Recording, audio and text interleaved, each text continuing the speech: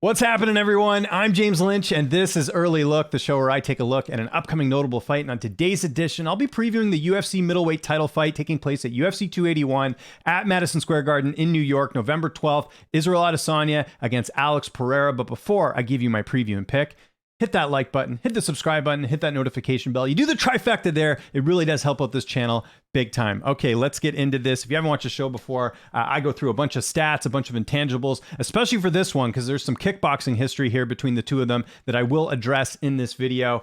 Really excited for this one. Like I mentioned, middleweight title, main event, 5-round fight.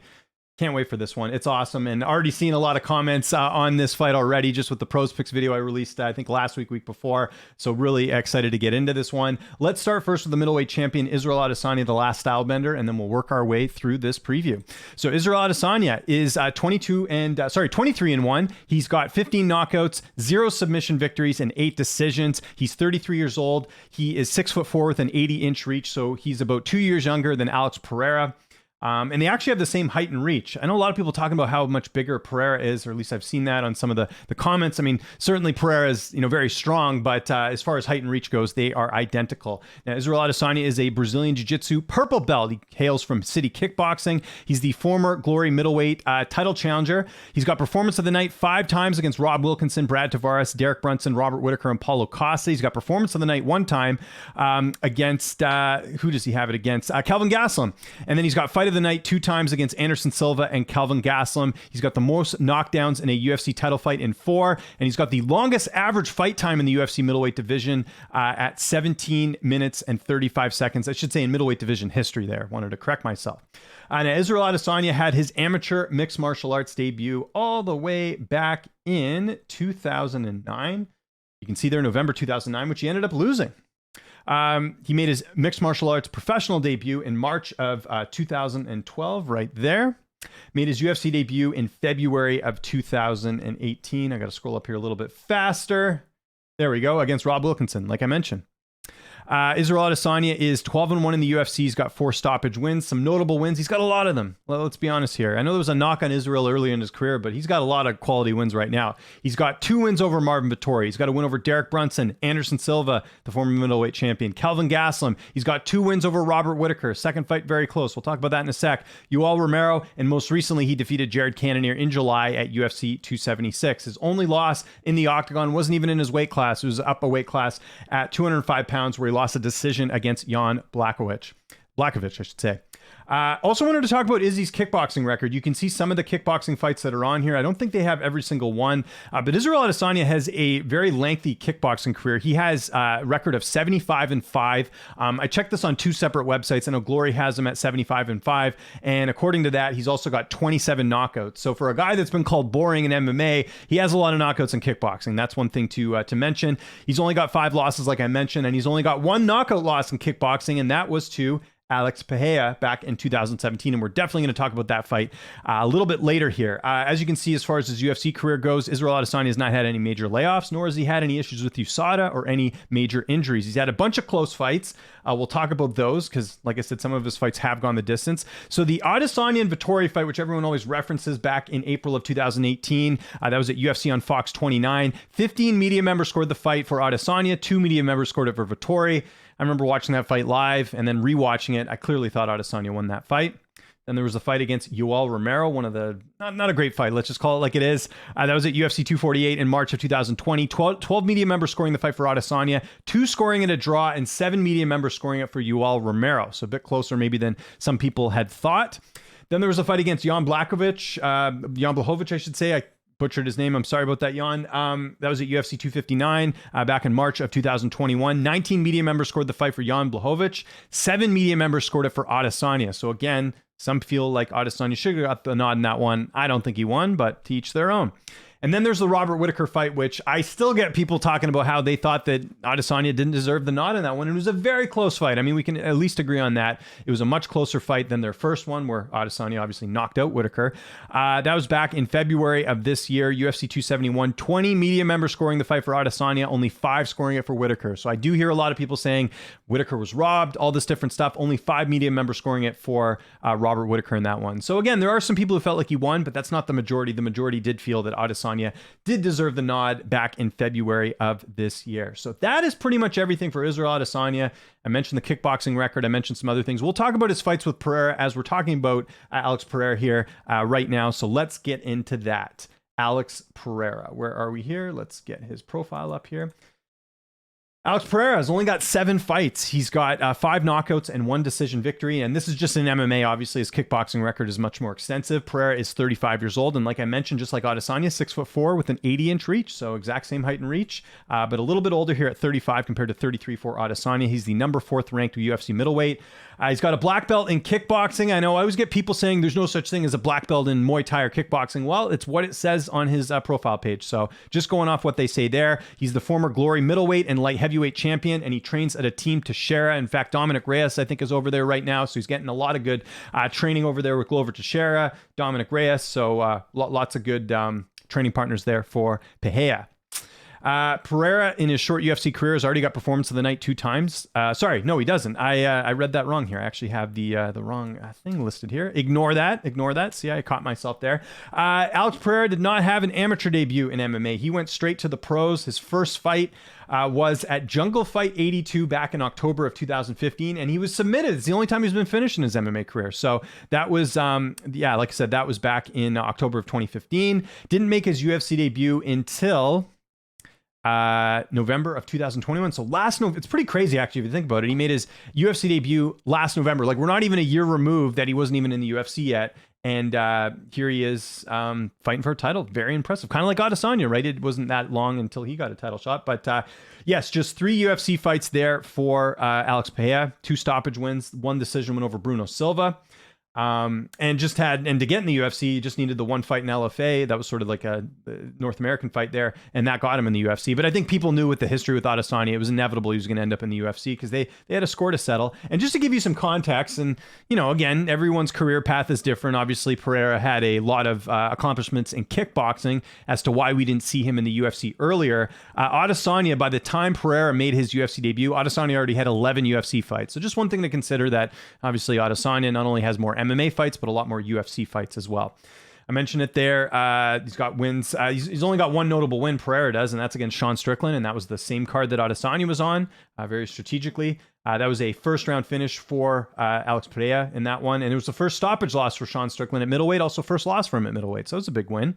Strickland, of course, said he was a better striker than these glory kickboxers, and he paid the price for it. And Alex Pereira getting one of the best knockouts we've seen this year, really devastating left hook that knocked out Strickland in the very first round. As you can see, he doesn't have any UFC losses either. Okay, let's dig into the meat of this thing, because this is what I think a lot of people are getting wrong, and I went back and watched these fights. So as you guys know, there's 2 fights that Israel Adesanya and Alex Pereira have had in kickboxing. Now, kickboxing a little bit different. Obviously, there's no ground. There's different gloves that they're using as well. Pereira's kickboxing record is 33-7. He's got 21 knockouts. So what's interesting, and I mean, it makes sense because he has more fights. Adesanya has more knockout wins than Pereira does, but he also has a lot more fights. So that would make sense. But yes, he's defeated Israel Adesanya twice in kickboxing. But let's talk about those fights. Let's go to the first fight. That took place in, where was the first one? It was Glory of Heroes 1. So that first fight against Adesanya took place in April of 2016. Actually, same month and I think same year. Well, same month, same year, I believe, as Conor McGregor and Nate Diaz, which is interesting. I might have to go double check that, but it was right around that time, which is interesting just to think of, what was going on in kickboxing that time. So this fight took place in Shenzhen, China, and obviously Pereira got a decision win over Adesanya. Now, I went back and watched the fight, and I will not sit here for a second and say I'm an expert when it comes to scoring kickboxing fights or watching a lot of kickboxing, although I have before. I think this was a fight that probably should have gone Adesanya's way. It was basically, if you haven't seen the fight, I encourage you to go watch it.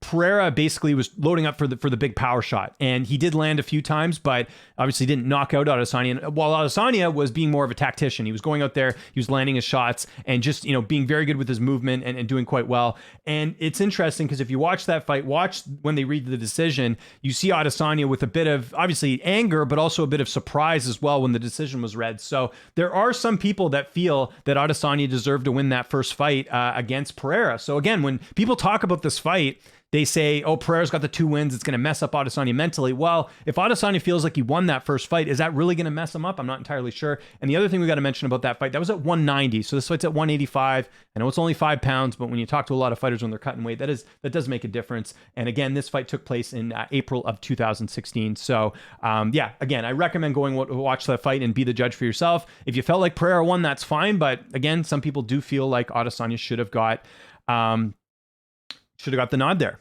Now, the second fight they had was at Glory of Heroes 7 in March of 2017. And there's a lot of key details that I think some people forget about that rematch. Why am I not seeing it here? Okay, so they have Glory of Heroes 15 listed here. And then I saw on Wikipedia they had a different... okay, sorry, maybe it is Glories of Heroes 15. I think I might have wrote that down wrong. Either way, Glory of Heroes 15, China versus Brazil. Interesting thing here, this fight took place in Brazil, whereas Pereira from Brazil. So I think there was some concern about Adesanya losing another decision here, especially when he's fighting Pereira in his backyard, right? So that's something to kind of consider when you look at the rematch here. And we should mention this because I think this also gets glanced a little bit. Alex accepted this fight with only 10 days notice. I was reading some reports about that, that Pereira was taking this fight on 10 days notice, and I believe he had an injury as well. I was reading some different things on that, not 100% sure on that, but I'm throwing that out there for you to decide sort of the result of the fight. Now, if you watch the fight compared to the first one, Adesanya coming out a lot more aggressive than he did in the first fight. But same sort of thing. Adesanya looking for straight shots. Alex Pereira loading up on big shots. And of course, one of those big shots did land, and he knocked out Adesanya. And think about it, through 80 kickboxing fights, this is the only time Adesanya was knocked out. So there's some people out there, I'm sure, going to say Adesanya has a bad chin, whatever, all this stuff. Listen, if he's being knocked out once in 80 kickboxing fights and then also his extensive MMA career, that's not having a bad chin. That's getting caught. It happens. It happens to everyone. A lot of fighters do end up getting knocked out at some point. So that's one thing to keep in mind. And again, in this fight, kind of like the first fight, I thought Adesanya was winning early on. I mean, you could make that argument. It was very close, and same sort of strategy where you see Adesanya, being, like I said, looking for straight shots, and Pereira trying to load up on that big shot of his, the big left hook. And trying to go out there and get the finish there as well. And there's some school of thought that Adesanya, basically, he cost himself this fight because he was being a little bit more overly aggressive than the first fight. And there's a theory that perhaps he was overly aggressive because of the fact that it was in Brazil. He didn't want to leave it to chance. Adesanya was basically trying to do what Pereira ended up doing to him in the end, which was trying to get a finish so he didn't have to worry about the judges. Does that make sense? I think outlining all this context does give a little bit of more of an understanding of these two fights because, again, what's the casual fan usually saying? They're saying, well, he's lost to Pereira twice. Well, like I said, the context matters, where first fight, maybe people felt like Adesanya deserved the win. And the second fight, Adesanya was looking good until he got knocked out. But then on the flip side as well, again, playing devil's advocate here, Pereira took that on short notice and he was injured going into the fight. That's what some reports are saying. So I'm just throwing that all out there. I'm not saying this is going to determine how the fight's going to go or whatever, but I lay out these facts for you guys so you can have a look for yourself. I'm going to leave a video in the description of this video by a YouTube channel called 1% Better. They did a very good job outlining the two fights and kind of echoing a lot of the same things that I talked about in today's video. So wanted to give them a shout out because I thought they outlined things very well. Okay, so that's everything for kickboxing. We've moved past that. I'm going to let you guys decide for yourself if you think that means anything or not. Pereira in his UFC career, again, he's only got 3 fights, so there's not much to talk about here. He doesn't have any layoffs. He doesn't have any major injuries, and he hasn't had any close fights. The Bruno Silva fight, he clearly won. There was no debate there as to, if Silva was robbed or anything like that. Okay, let's get to the odds. Because at the time we're recording this, today is September 27th, so plenty of time. And if you look here, Adesanya and Pereira, you're seeing most of the odds makers have Adesanya as almost a 2-1 favorite, which is understandable. And, just with what he's done in the UFC. But I've also seen people saying, no, Pereira's got his number. The odds should be closer here. Okay. So my pick for this fight, I don't think Adesanya is going to, go for a takedown and try and get a submission. There's no evidence of Adesanya, at least to this point, of him trying to utilize a wrestling or ground game at all in this fight. I mean, we've never seen him go for that. Adesanya most likely is going to keep this standing. Now, I know some people will point to the fact that, well, Sean Strickland did that and he got knocked out. Well, Strickland was very reckless in that fight. He was trying to go for the knockout. I think with the fact that Adesanya has had the 2 fights with them already, and I know it's kickboxing, so it's slightly different. What have we seen Adesanya do in the last couple fights? We've seen him be very tactical, and it might not be the most exciting fight ever, but does Adesanya strike you as a guy that cares what the crowd thinks? Not really. I mean, he even kind of fired back at fans who, were giving him a hard time about that performance against Jared Cannonier, right? we saw him fight Yoel Romero in a fight that was not that exciting. You could argue that Romero and Pereira are somewhat similar in the sense that they both have devastating knockout power, right? I mean, obviously Pereira's a lot bigger and more of Izzy's size, so that poses a greater threat. Romero's actually, I better double check that actually just in case. I'm pretty sure Romero's smaller than Pereira. Romero's smaller than Pereira. Yeah, so he's 6 feet tall with a 73.5 inch reach. So Pereira is 6'4" with an 80-inch reach. So Pereira obviously bigger than Romero, but the point I'm kind of making here is that they both have that threat of like the one punch knockout power. Actually, so does Jared Cannonier. Jared Cannonier has one punch knockout power as well. Remember what he did to Jack Hermanson? But I think Pereira, we can agree, is probably the most dangerous striker he's fought and obviously has a lot of knockout wins. And again, to knock out Sean Strickland at middleweight, I think was very impressive. But here's why I'm going with Adesanya. Not only does he have the more experience of being in MMA, I think that does count for something. I know people will say, well, it's going to be a similar fight probably to what they had in kickboxing. But MMA and kickboxing are slightly different. So you got to give the edge to Adesanya there. I mean, he's got 24 MMA fights compared to just 7 for Pereira. You can talk about him training with Glover and Dominic Reyes and all these other guys and act like that is going to, matter in this fight. Maybe it will, maybe it won't. But the proof we have here is that Adesanya has more MMA fights. So he's been used to dealing with different fighters in the MMA space. Pereira hasn't. You don't see fighters get title shots off 3 fights. But like I mentioned there's some history there between the two of them. I don't think Adesanya will try and take this down to the ground. Like I said, I don't think he's going to go for the submission. Although, maybe that's a game that he does have that's very good that we just haven't seen. I don't know, but I think it's very unlikely we see that. I think what Adesanya is going to do is do what he did in the first fight with Alex Pereira, which is just pick his shots, use his movement, try and use his speed a little bit. And you got to remember too, like Pereira is definitely cutting more weight than Adesanya. So you would have to think Adesanya is a little bit faster in that regard. Adesanya, I've also seen some people saying, oh, Pereira is way bigger than Adesanya. I don't think it's a huge discrepancy there. I believe, if I'm not mistaken, I believe Adesanya walks in the cage around 200, 210 in the fight. I think Pereira is a little bit bigger than that, maybe closer to 220 around there. So I think we can agree Pereira has the more power and has the more strength in this fight, but Adesanya, a very good tactician when it comes to striking. I think Adesanya is going to pick his shots.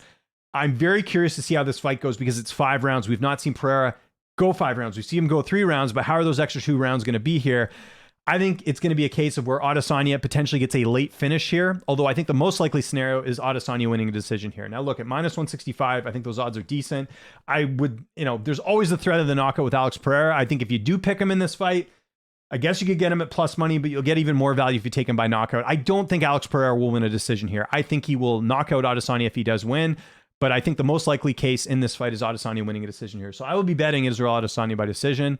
I don't know if it's going to be the most exciting fight in the world, but I think with how much we've seen Adesanya level up every fight, with how he comes in with very good game plans with his coach Eugene Behrman, I don't see Adesanya getting knocked out here. He's not going to be reckless. He's not going to make a mistake. This is in New York. It's neutral territory. There's no judging to worry about. Adesanya, again, is on his way to being one of the best middleweights in UFC history. He has yet to lose in that weight class. I don't think he's going to fight reckless here. In kickboxing, like I said, with the fact that the second fight was in Brazil, there was reason for him to fight reckless. He doesn't need to fight like that in this fight. And with Pereira, I think there's one path to victory here, and that's knockout. With Adesanya, I think he can win by decision, and I think there is some school of thought that his overall game is better than Pereira. So that's why I got to take him here. So I'm taking Adesanya by decision. I know some people will call me crazy. There's a lot of Alex Pereira fans I've seen over the last little bit, and a lot of people saying Adesanya is overrated or all these other things. Pereira can knock him out, absolutely, but I don't think Adesanya is going to be susceptible to getting knocked out because I think his movement is just going to be too good. So my official pick is going to be Israel Adesanya by decision. Let me know what you think in the comments. I mentioned there, more than happy to discuss this fight with you. Maybe there's some things I missed. More than happy to discuss that with you. Insults, all this other stuff, I got no time for that. I'm more than happy to talk to you guys about this, but we got to be respectful here in the comments, and we can have a good debate about this fight. I do think it's close. I think the odds are exactly where they need to be. I think Pereira, like I said, has the ability to knock out Adesanya. We saw that in kickboxing. I do believe that can translate into MMA, but you got to go with Adesanya here just based off experience, based off those first 2 fights where digging in a little bit deeper in kickboxing, and also the fact that Adesanya has just been so dominant at 185. Follow me on Twitter and on Instagram at Lynch on Sports. One more time, hit that like button, hit the subscribe button, and hit that notification bell. And if there's any other fights you want me to break down in the coming weeks that have been announced, let me know in the comments. I do have obviously most of the main events coming up. I will be doing previews of in the next couple weeks. But if there's a fight maybe that's not in a main event that you think is interesting, more than happy to listen to your feedback here. Thank you so much for watching. I'll see you guys next time, and really appreciate you tuning in to another edition of Early Look.